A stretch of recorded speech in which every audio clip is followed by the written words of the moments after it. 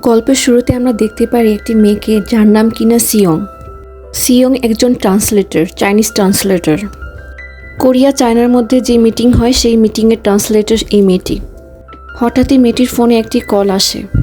ফোনের ওপাশ থেকে একজন বলে ওঠে, আমরা 10 বছর ধরে যাকে খুঁজছি তাকে খুঁজে পেয়েছি।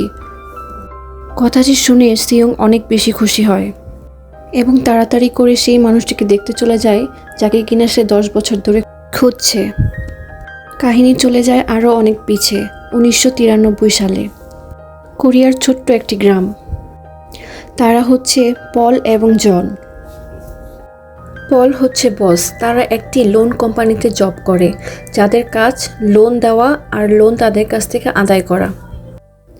তারা এই মহিলাটিকে খুঁজছে যার নাম মন, যে কিনা অনেক দিন হচ্ছে লোন তো নিয়েছে কিন্তু লোনের টাকা ফেরত দিচ্ছে না।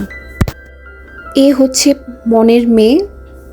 দুটি লোক তার মাকে ধমকাচ্ছে দেখে সে চিল্লাচিল্লি করে সব মানুষকে জড়ো করে ফেলে।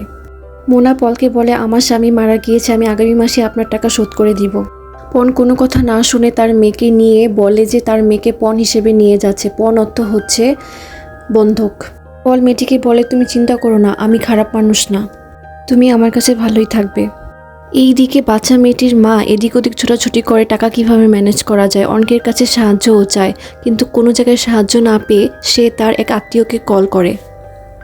কথা শেষ করে ফোন বুথ থেকে বের হয়েই দেখে পুলিশ দাঁড়িয়ে আছে, কারণ মহিলাটি চায়নার।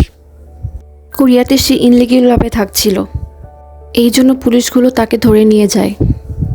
অন্যদিকে দেখা যায় পল সেই মেয়েটিকে নিয়ে নিজের রুমে শুতে দেয়। পলের অ্যাসিস্ট্যান্ট জন বলে, আমরা কি মেয়েটিকে রেখে দিব? তারপর পল বলে, না, টেনশন করো না, কেউ টাকার জন্য তার মেয়েকে এভাবে রেখে দেয় না। এইদিকে বাচ্চা মেয়েটি কাঁদছে, এত ছোট মেয়ে কিভাবে মাঝারা থাকে। এর পরের দিন পল মেয়েটিকে নিয়ে অফিসে যেতে চায়, কিন্তু মেয়েটি দরজা খুলে পালিয়ে যায়।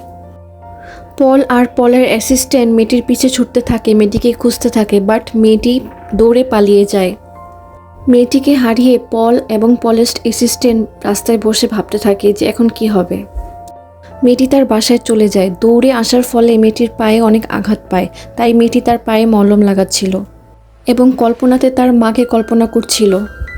বাচ্চা মেয়েটি তার মায়ের সাথে কাটানো সুন্দর মুহূর্তগুলো কল্পনা করতে করতে ঘুমিয়ে পড়ে। রাতে যখন তার ঘুম ভাঙে তখন মেয়েটি ক্ষুধার যন্ত্রণায় এদিক ওদিক দেখতে থাকে খাবার আছে কিনা। মেয়েটি রাইস কুকারে গিয়ে দেখে রাইস কুকারে ভাত নেই। ফ্রিজ খুলে দেখে ফ্রিজেও খাবার নেই, খালি দুধ আছে। এরপর মেয়েটি ভাঙা হৃদয় নিয়ে ফ্রিজের অবশিষ্ট খাবার বের করে খেতে থাকে এবং মেয়েটি কাঁদতে থাকে। এত ছোট বাচ্চা মেয়ে কিভাবে থাকতে পারে এই মাকে ছাড়া। অন্যদিকে পন জানতে পারে বাচ্চা মেয়েটির মাকে পুলিশ ধরে নিয়ে গেছে। পুলিশ অফিসার পলকে বলে যে বাচ্চা মেয়েটির জন্য মা তার মেয়ের জন্য অনেক কান্নাকাটি করছে। এরপর মোনা পনকে জিজ্ঞাসা করে, আমার মেয়ে কেমন আছে? পন মিথ্যা কথা বলে, ভালো আছে।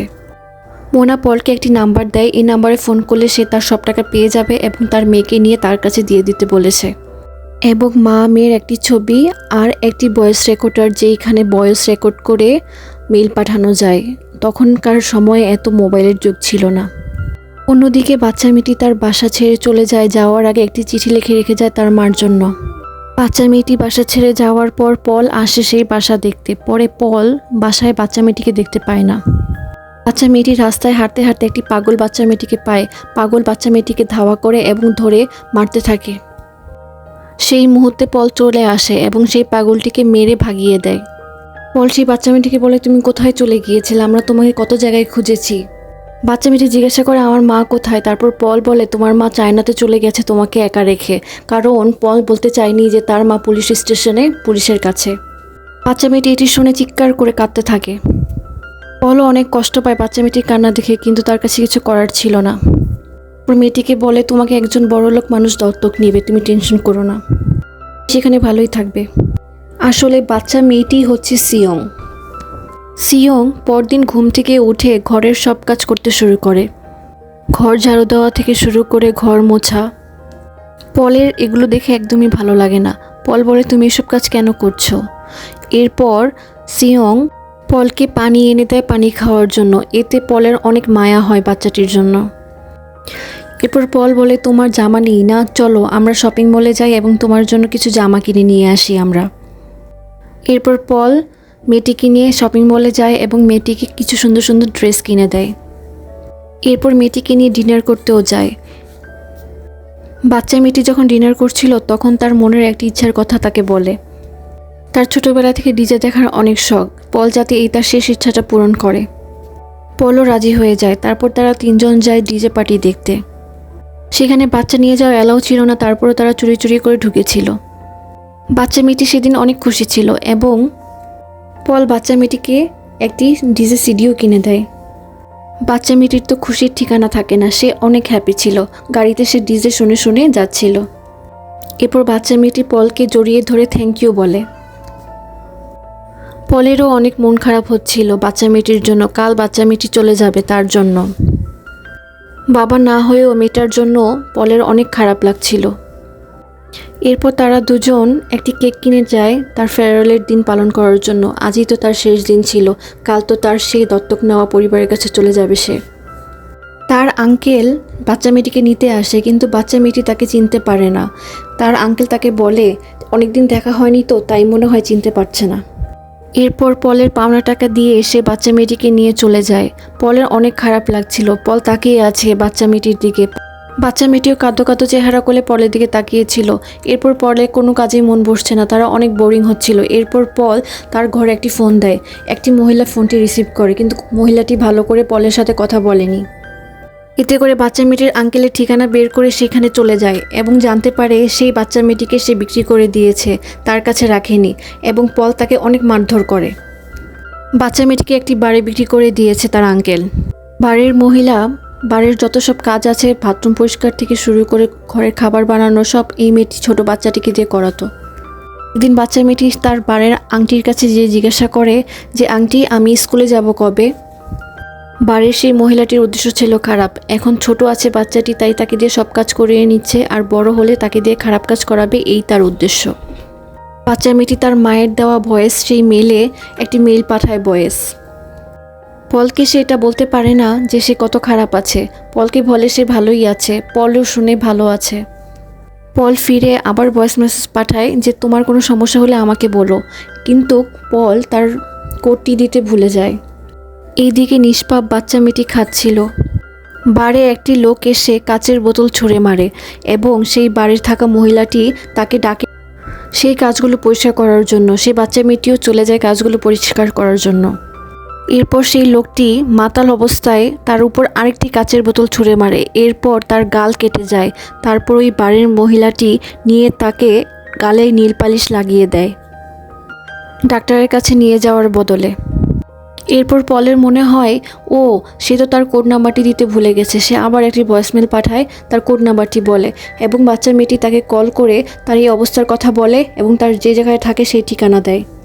পল এবং পলের অ্যাসিস্ট্যান্ট তাড়াতাড়ি করে গাড়ি বের করে সেই ঠিকানা অনুযায়ী সেই ঠিকানাতে চলে যায়। এরপর পল সেই বাড়ির সামনে চলে যায়, গিয়ে বাচ্চা মেয়েটিকে খুঁজতে থাকে। যখন বাচ্চা মেয়েটিকে তার চোখের সামনে দেখতে পায় তার অনেক রাগ হয়, কিন্তু দরজা ছিল লক। তারপর পল খুশি দিয়ে দরজার কাঁচ ভেঙে ফেলে। বাচ্চা মেয়েটিও অঝরে কাঁদছিল। পল তাকে শান্ত করার চেষ্টা করছিল। এদিকে কাঁচ ভাঙার শব্দ শুনে বাড়ির মহিলাটির ঘুম ভেঙে যায় এবং বাড়ির মহিলাটিও বের হয়ে আসে আর পলকে বলতে থাকে, আরে এই মেয়েটিকে আমি $5000 দিয়ে কিনেছি, তুমি নিয়ে যাচ্ছ কোথায়?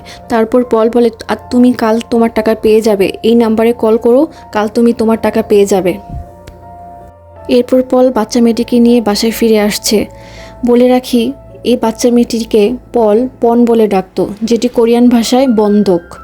কাছে ঘুষি মারার ফলে পলের হাত কেটে গেছে। বাচ্চা মেয়েটিও পলের হাতে আলতো করে হাত বুলিয়ে দিচ্ছে।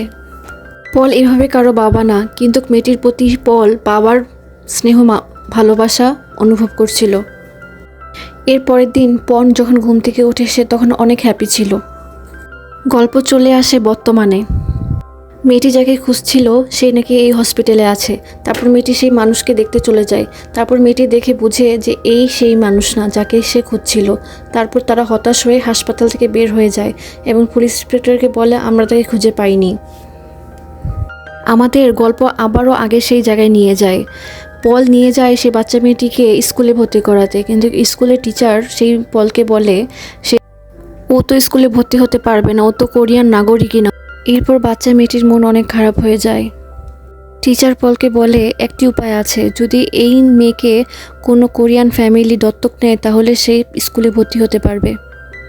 বাচ্চা মেয়েটি ছিল অনেক স্মার্ট, সে পলের দিকে তাকিয়ে বুঝতে পারে যে সেই তাকে দত্তক নেবে। বাচ্চা মেয়েটির সময় অনেক আনন্দে কাটছিল। সে টিফিন নিয়ে যেত, সবার সাথে টিফিন শেয়ার করে খেত, এক্সাম হলে এক্সামে 100 পেত। বাচ্চা মেয়েটির জন্য সবার দিনই ভালো কাটছিল। আস্তে আস্তে বাচ্চা মেয়েটি কিশোর বয়সে পরিণত হয়। মুভিটির প্রথম পার্ট এটি, মুভিটির সেকেন্ড পার্ট দেখতে চোখ রাখুন এই পেজে।